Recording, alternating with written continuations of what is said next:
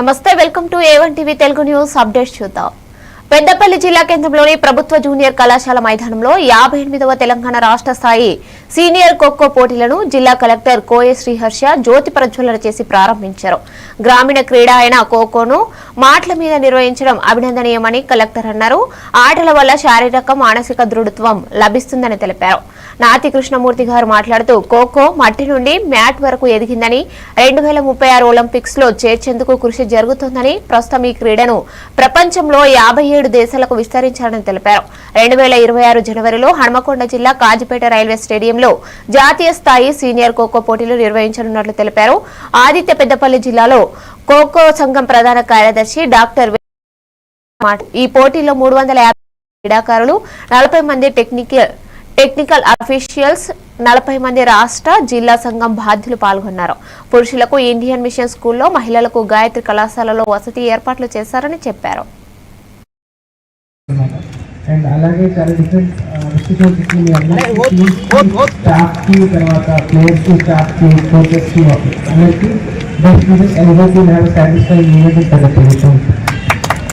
అంతర్జాతీయ స్థాయి వరకు కూడా ఈ ఖోఖో ముందు ఉంది. మనము గత సంవత్సరం వరల్డ్ కప్ ను ఢిల్లీలో ప్రపంచంలో ఉన్నటువంటి 6 ఖండాలు నేషనల్ కప్ ను మనం నిర్వహించుకున్నాము. రేపు 2030లో జరిగేటువంటి కామన్వెల్త్ క్రీడలు ఖోఖోను అఫీషియల్స్ గా ఎంట్రీ చేశారు, మనకు ఎంట్రీ ఇచ్చారు.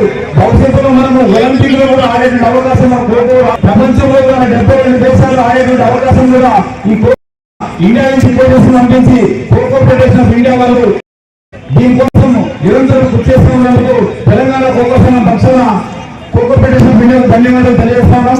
అలాగే రేపు జనవరి 11వ తారీఖు నుంచి 15వ తారీఖు వరకు సంక్రాంతి సెలవులలో రైల్వే గ్రౌండ్ కాజీపేటలో సీనియర్ నేషనల్ టోర్నమెంట్ ను మన తెలంగాణ రాష్ట్రంలో నిర్వహించబోతున్నారు. సీనియర్ క్రీడాకారులు మన తెలంగాణ జట్లు కూడా దేశంలో ఉన్నటువంటి 28 రాష్ట్రాలతో పాటు కేంద్రపాలిత ప్రాంతాలు, అలాగే వివిధ డిపార్ట్మెంట్ రైల్వేస్ కావచ్చు, police department, border security forces కూడా 40 19 కూడా పాల్గొనేటువంటి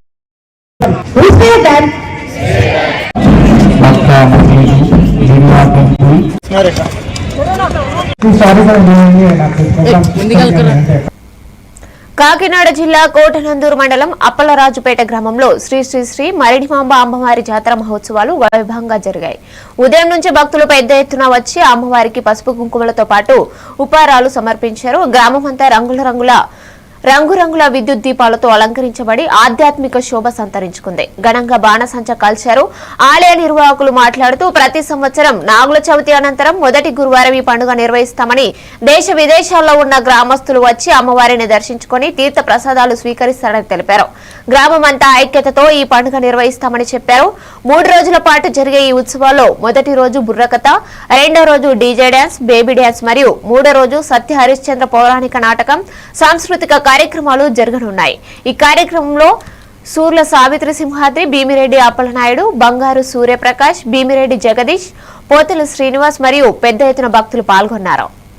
శ్రీ శ్రీ మరిడిమాంబ అమ్మవారు జాతరను మా గ్రామంలో ప్రతి సంవత్సరం కూడా నాగుల చవితి తర్వాత వచ్చే లక్షవారం నాడు మేము జరుపుకుంటాం. ఇది పూర్వం నుంచి కూడా వస్తున్నటువంటి మా గ్రామ పండగల్లో అతిపెద్ద పండగ. పూర్వం అమ్మగారు అమ్మవారు ఒక చెట్టు కింద నివాసం ఉండి అక్కడ పూజలు అందుకునేవారు. తదనంతర పరిస్థితుల్లో జనాభా పెరగడం, అక్కడ వసతులు సమకూడక చుట్టూ పంట పొలాలు ఉండడం వల్ల అమ్మవారి ప్రత్యేకంగా మా పెద్ద గుడి కట్టుకోవడం, ప్రతిష్ఠించుకోవడం జరిగింది. ఆ రోజు నుంచి కూడా ప్రతి సంవత్సరం అమ్మవారికి ప్రత్యేకంగా పండుగను నిర్వహించుకుంటున్నాం. మా గ్రామ పెద్దలు ప్రజల సహకారంతో మీకు ఎక్కడున్నా సరే మా గ్రామంలో ఉన్నటువంటి యువత ఉన్నవండి, అలాగే ఉద్యోగస్తులు ఉన్నవండి, అలాగే బయట ఉన్నటువంటి బంధుమిత్రులు ఉన్నవండి, ప్రతి ఒక్కరూ కూడా ఈ పండుగకి తప్పనిసరిగా మా గ్రామం వచ్చి అమ్మవారి పండుగని అత్యంత వైభవంగా జరుపుకొని ఆశీస్సులు అందుకుంటూ వస్తూ ఉన్నారు.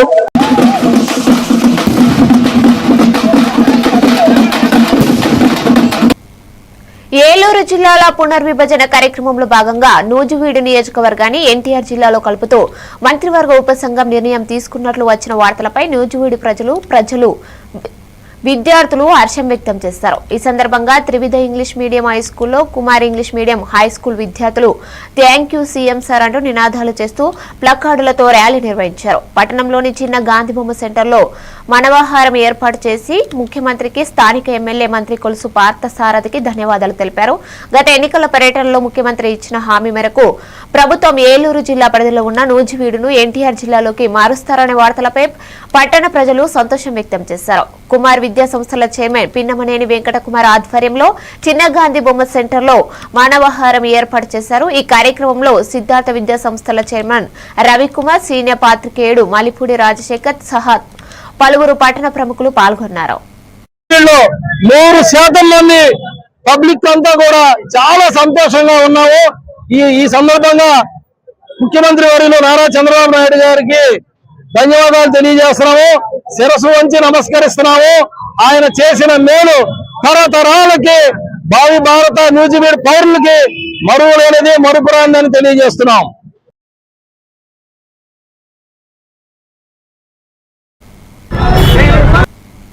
సుప్రీంకోర్టు చీఫ్ జస్టిస్ బిఆర్ గవాయ్పై దాడి ఘటనపై ఎంఆర్పీఎస్ జాతీయ అధ్యక్షుడు డాక్టర్ మున్నంగి నాగరాజు మాదిగ తీవ్రంగా స్పందించారు. ఈ దాడిని ఖండిస్తూ నవంబర్ 17న ఢిల్లీకి భారీగా తరలి వెళ్లి చీఫ్ జస్టిస్ గవాయ్ గారిపై న్యాయ వ్యవస్థ రాజ్యాంగాన్ని కాపాడే ఉద్దేశంతో చలో ఢిల్లీ కార్యక్రమాన్ని నిర్వహించనున్నట్లు ప్రకటించారు. గవాయ్ గారు దళితుడుగా ఉన్నందువల్ల ఈ దాడి జరిగితే ఇది కేవలం ఆయనపై దాడి కాదు, ప్రజాస్వామిక విలువలు, రాజ్యాంగంపై దాడి అని ఆయన పేర్కొన్నారు. శుక్రవారం చోడవరంలో జరిగిన ఎంఆర్పీఎస్ సమావేశంలో ఈ అంశం చర్చకు వచ్చింది. తదుపరి పార్టీ నాయకులు ఈ దాడిని తీవ్రంగా తీసుకుని నిందితులపై కఠిన చర్యలు తీసుకోవాలని డిమాండ్ చేశారు. నవంబర్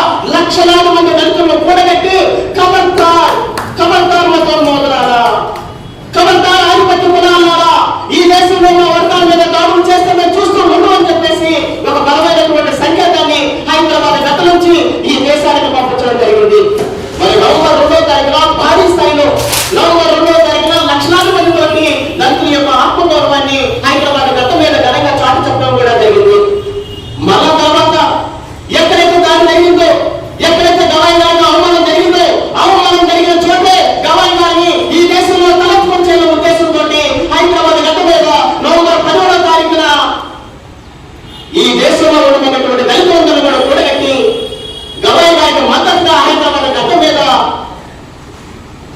దళితుల ఆత్మగౌరవ నిరసన ర్యాలీకి మందకృష్ణ గారు పిలుపునివ్వడం జరిగింది. కాబట్టి మిత్రులారా, మరి నవంబర్ 10వ తారీఖు జరిగినటువంటి ఈ కార్యక్రమానికి ఈ ఉమ్మడి విశాఖపట్నం జిల్లాలో ఉన్నటువంటి ప్రధాన నాయకత్వం మొత్తం కూడా ఇప్పటి నుంచి మీరు ప్రణాళిక రూపొందించుకోండి. నాయకత్వం దగ్గర ప్రణాళిక లేకపోవడం ఒకటి, ప్రణాళికతో పాటుగా తీసుకెళ్ళినటువంటి నిబద్ధతకు తోడు ఫుల్ టైం కేటాయించుకోవడం వల్ల, సమయాన్ని కేటాయించుకోవడం వల్ల మాత్రమే ఇంత రిజల్ట్ రావట్లేదు.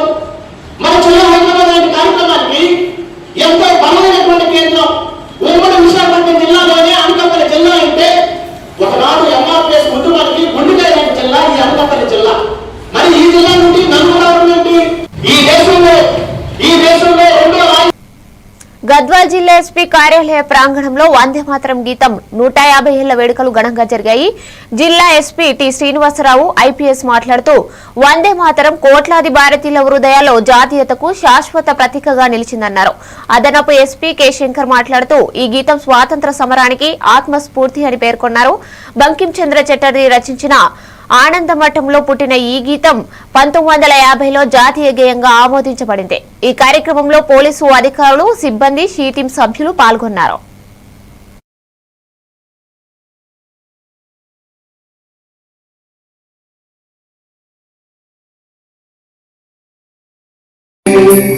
వందే మాతరం సుజలా సుఫలా మలయజ శీతలా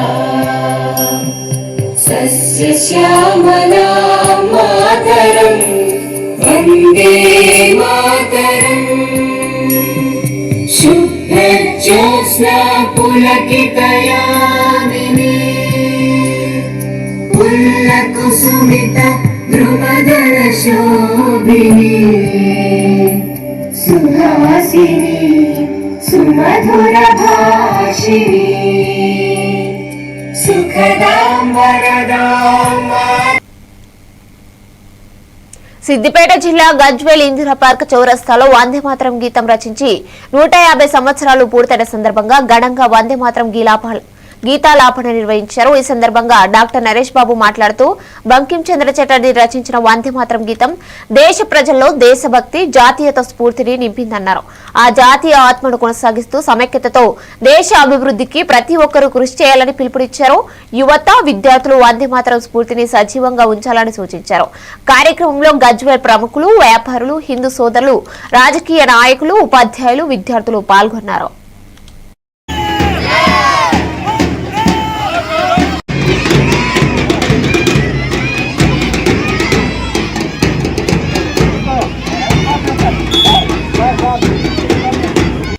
ఈ యొక్క కార్యక్రమంలో భాగస్వామ్యం కావడం స్వాగతం, సుస్వాగతం. మీ అందరికీ కూడా ఈరోజు గ్రామ పెద్దలు కూడా వివిధ వ్యాపార వర్గాలు, వివిధ వృత్తుల వారు ఇక్కడికి ఇచ్చేసి వందే మాతర గీతాన్ని ఆలపించడానికి మన ఇందిరా పార్క్ చౌరస్తాకి రావడం అనేది గమనించలేదు.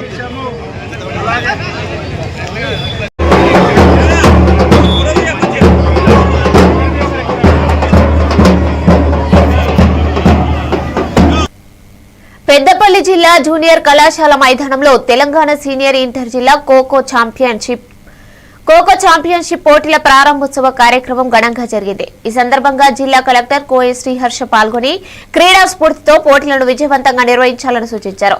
క్రీడలు వ్యక్తిత్వ వికాసానికి సమైక్యతకు దోహదం చేస్తాయని ఆయన తెలిపారు. పోటీల్లో పాల్గొనే క్రీడాకారులకు శుభాకాంక్షలు తెలిపారు. కార్యక్రమంలో రెవెన్యూ డివిజనల్ అధికారి బి గంగయ్య, జిల్లా ఎన్జీఓ సంఘ అధ్యక్షుడు బొంకూరి శంకర్, యువజన క్రీడా శాఖ అధికారి సురేష్ తదితరులు పాల్గొన్నారు. జిల్లా కేంద్రంలో మన కబడ్డీ కోపించడం మరి ఆనందదాయకం.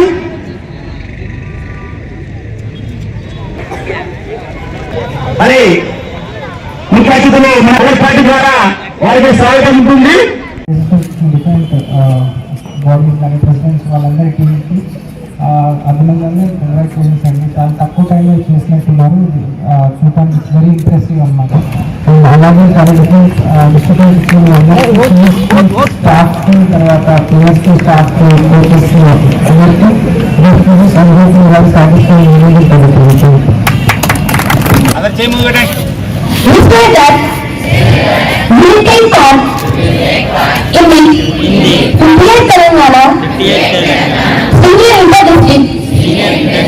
Khokho Championship for the year 2025-26 with lower competitions, the respective rules and regulations which govern them and decide for participating in them in the two fields of sportsmanship for the overall state. championship won in women for the year 2025-26 in Bhutan.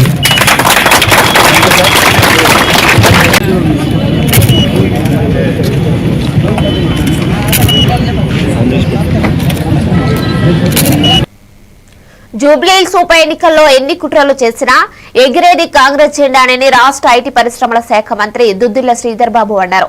శుక్రవారం ఎల్లారెడ్డిగూడలో కాంగ్రెస్ అభ్యర్థి నవీన్ యాదవ్ కు మద్దతుగా విస్తృత ప్రచారం నిర్వహించారు. ఇంటింటికి తిరిగి ప్రజల సమస్యలను తెలుసుకుని అధికారులతో వెంటనే చర్చించారు. బీజేపీ, బీఆర్ఎస్ ప్రజలను మోసపుచ్చారని, ఈ ఎన్నికల్లో ఓటర్లు వారికి గుణపాఠం చెబుతారని అన్నారు.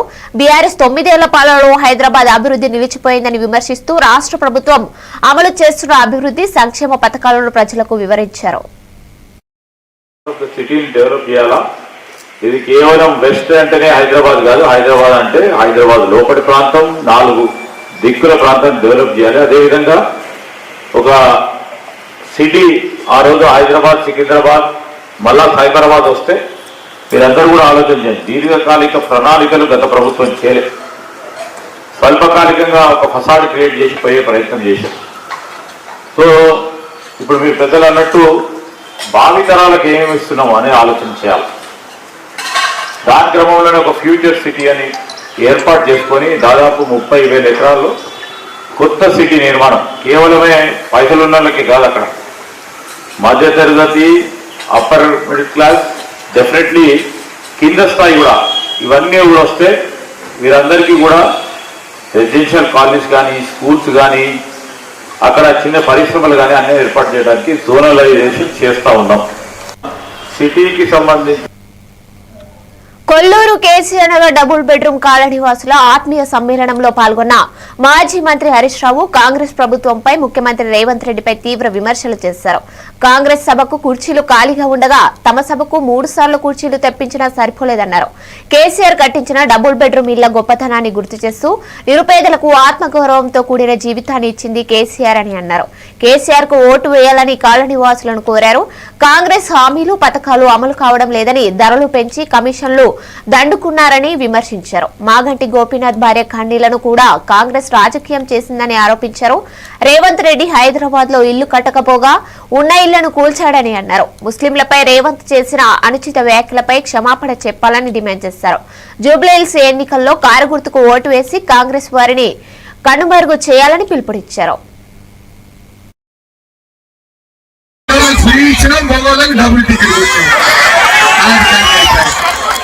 ఆడవాళ్ళకి ఫ్రీ అన్నాడు, మగవాళ్ళకి 10 రూపాయలు, అంటే గట్టి 20 రూపాయలు కొట్టింది. ఇక నువ్వు ఏమిచ్చినట్లయినా ఇంట్లో భర్తకు డబుల్ టికెట్ బాగా ఫ్రీ అంటే దాని కాడికి అయిపోయాయి.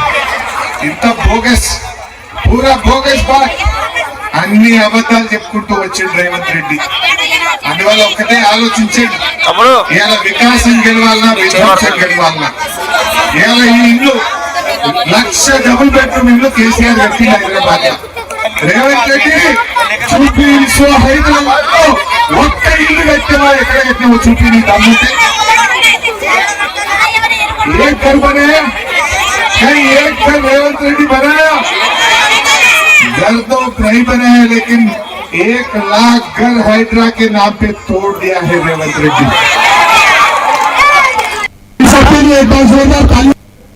చిత్తూరు జిల్లా పూతలపట్టు నియోజకవర్గం బంగారుపాలెం మండల నూతన తహసీల్దార్ గా షబ్బీర్ బాషా పదవి బాధ్యతలు స్వీకరించారు. ఈ సందర్భంగా వివిధ వర్గాల నేతలు ఆయనకు ఘనంగా సన్మానించారు. రేషన్ షాప్ డీలర్ల సంఘం అధ్యక్షులు సుధా ఆధ్వర్యంలో డీలర్లు, జనసేన పార్టీ ఉపాధ్యక్షులు బాలసుబ్రహ్మణ్యం, తెలుగుదేశం పార్టీ ఉపాధ్యక్షులు లోకనాథ నాయుడు వంటి నాయకుల ఆధ్వర్యంలో పార్టీ కార్యకర్తలు తహసీల్దార్ను శాలువాతో కప్పి సన్మానించారు. ఈ సందర్భంగా తహసీల్దార్ షబ్బీర్ బాషా మాట్లాడుతూ గతంలో ఈ మండలంలో రెవెన్యూ ఇన్స్పెక్టర్ గా పనిచేశానని, ప్రజల సమస్యలను పరిష్కరించడానికి సహకరించాలని కోరారు. డీలర్లతో మాట్లాడుతూ రేషన్ పంపిణీలో ఎటువంటి అవకతవకలకు పాల్పడకుండా కార్డుదారులకు సక్రమంగా నిత్యావసర సరుకులు పంపిణీ చేయాలని, తూకాలు సరిగ్గా వేయాలని సూచించారు. శుక్రవారం ఆయన బంగారుపాలెం, తగ్గువారిపల్లి రేషన్ షాపులను తనిఖీ చేసినట్లు తెలిపారు. బంగారుపాలెం తహసీల్దార్గా బాధ్యత తీసుకున్న తర్వాత వెంటనే కొన్ని సమస్యలు ఉన్నాయి. వెంటనే ఈ అర్జీలు, సర్టిఫికేట్స్ ఏమేమి ఉన్నాయో అవన్నీ వెంటనే నేను దాని మీద స్పందించాను. ఏమేమి ఉన్నాయో అవి మొత్తం ఎక్కడ ఉన్నాయో మొత్తం కలెక్ట్ చేసుకొని నిన్న అవన్నీ క్లియర్ చేసినాను. మళ్ళా మిగతా సమస్యలు ఏమేమి ఉన్నాయో అవన్నీ నా దృష్టిలో నేను తీసుకున్నా. నెక్స్ట్ ఏమి చేయాలా అనేది దాని మీద కూడా దృష్టి రేఖాలించే సోమవారం నుంచి దాని మీద దృష్టి పెడతా. ఈరోజు 2 షాపులు, సూపర్ బజార్ 1 ఎఫీ షాప్లో పోయి షాప్ని ఇన్స్పెక్షన్ చేసినాను. షాప్ ఇన్స్పెక్షన్ చేసి కొన్ని సూచనలు, ఏ విధంగా ఎక్కడ ఏం అన్యాయం జరుగుతూ ఉంది, రేషన్ షాప్లో ఏం అవకతవకలు జరుగుతూ ఉంది, అవన్నీ అరికట్టాలని పూర్తిగా నేను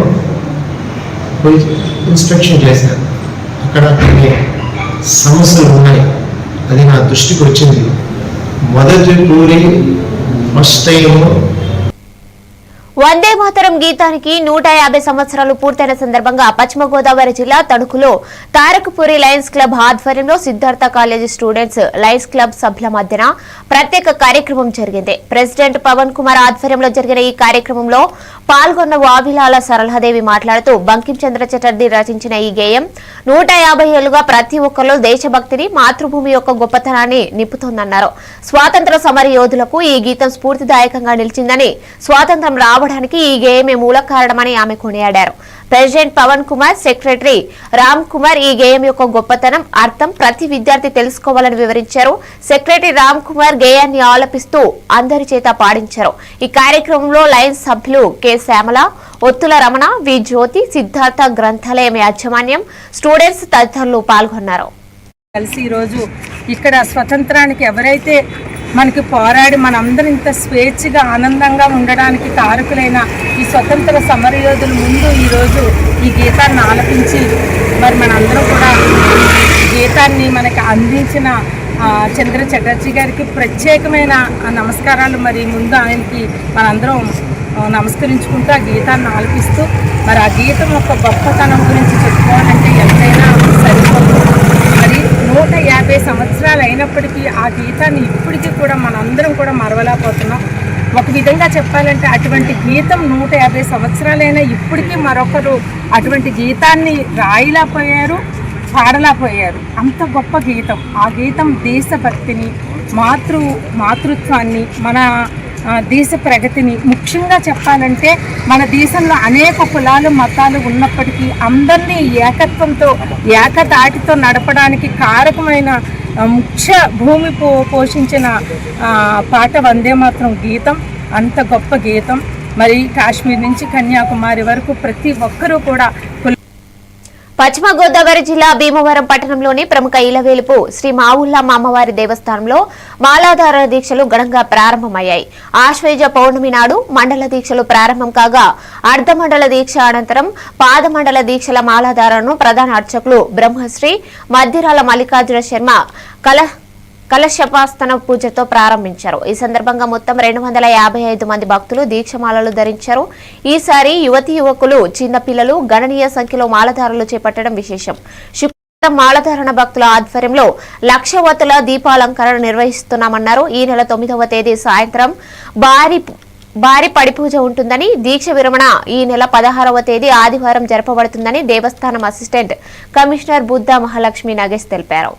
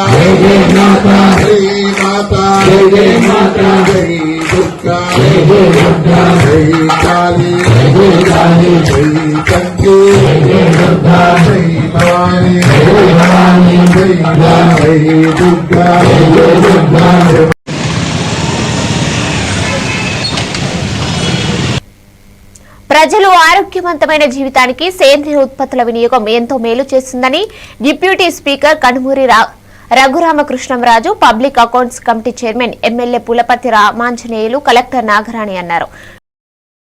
ఆధ్వర్యంలో బిస్సా కోడేరు వంతెన డౌన్ లో ఏర్పాటు చేసిన సేంద్రియ ఉత్పత్తుల అంగడిని వారు ప్రారంభించారు. అంగడిని పరిశీలించి నగదు చెల్లించి ఉత్పత్తులను కొనుగోలు చేశారు. రైతులతో, డ్వాక్రా మహిళలతో మాట్లాడి పంటలు, మార్కెటింగ్ వివరాలు అడిగి తెలుసుకున్నారు. డిప్యూటీ స్పీకర్ రఘురామకృష్ణంరాజు మాట్లాడుతూ ఈ అంగడిని సాంప్రదాయబద్ధంగా మంచి వాతావరణంలో ఏర్పాటు చేయడం సంతోషంగా ఉందన్నారు. SHCల ద్వారా నిర్వహించడం శుభపరిణామని తెలిపారు. పేద అమీరంలో కూడా మరో 10 రోజుల్లో సేంద్రియ ఉత్పత్తుల స్టోర్ ను ప్రారంభిస్తామని, ఇదే తరహాలో అన్ని మండలాల్లో ప్రారంభించడానికి చర్యలు తీసుకోవాలన్నారు. ఎమ్మెల్యే అంజిబాబు మాట్లాడుతూ పురుగు మందులు వాడని కూరగాయలను ఉపయోగించాలని, ప్రజలంతా ఆరోగ్యంగా ఉండేందుకు సేంద్రియ ఉత్పత్తులను వినియోగించాలని కోరారు.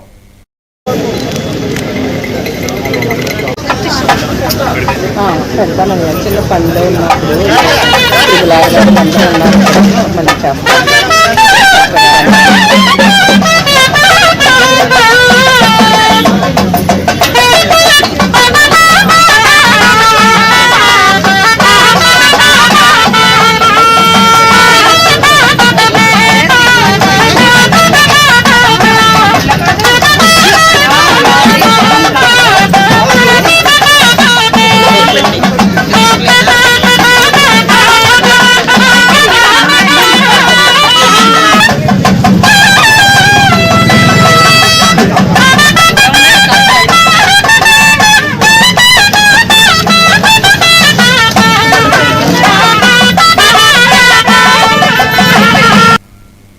పశ్చిమ గోదావరి జిల్లా భీమవరం జేపీ రోడ్డులోని శ్రీ పద్మావతి వెంకటేశ్వర స్వామి దేవస్థానం పాలకవర్గ సభ్యులు శుక్రవారం ప్రమాణ స్వీకారం చేశారు. ఈ కార్యక్రమంలో ఎమ్మెల్యే పుల్లపర్తి రామాంజనేయులు పాల్గొన్నారు. ఆలయ చైర్మన్ గా మంతెన రామ్ కుమార్ రాజు 10 మంది సభ్యులు ప్రమాణ స్వీకారం చేశారు. ఈ సందర్భంగా ఎమ్మెల్యే రామాంజనేయులు దైవ దర్శనానికి వచ్చే భక్తులకు ఎలాంటి ఇబ్బందులు లేకుండా మెరుగైన సౌకర్యాలు కల్పించాలని, దేవాలయాల అభివృద్ధికి పాలకవర్గ సభ్యులు కృషి చేయాలని కోరారు. ముఖ్యంగా ధనుర్మాసం, స్వామివారి కళ్యాణ మహోత్సవం, ముక్కోటి ఏకాదశి వంటి పర్వదినాలలో భక్తులు అధిక సంఖ్యలో వస్తుంటారని, వారికి సకాలంలో దర్శనం కల్పించాలని సూచించారు. పాలకవర్గ సభ్యులుగా భావించారని అన్నారు. EO Madhunuri Satyanarayanaraju, TDP polit bureau సభ్యురాలు తోట సీతామహాలక్ష్మి, జనసేన పార్టీ జిల్లా అధ్యక్షులు కొలికలపూడి గోవిందరావు, ఇతర కూటమి నాయకులు, కార్యకర్తలు, అభిమానులు, తెలుగు మహిళలు పాల్గొన్నారు.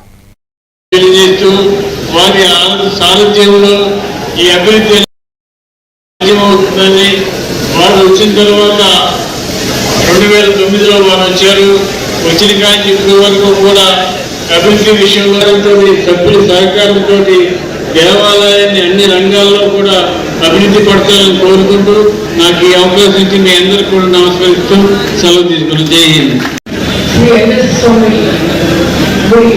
అందరికీ కూడా ధన్యవాదాలు. అదేవిధంగా ఈ కార్యక్రమాన్ని ఇచ్చేసిన ప్రముఖులందరికీ కూడా నమస్కారాలు.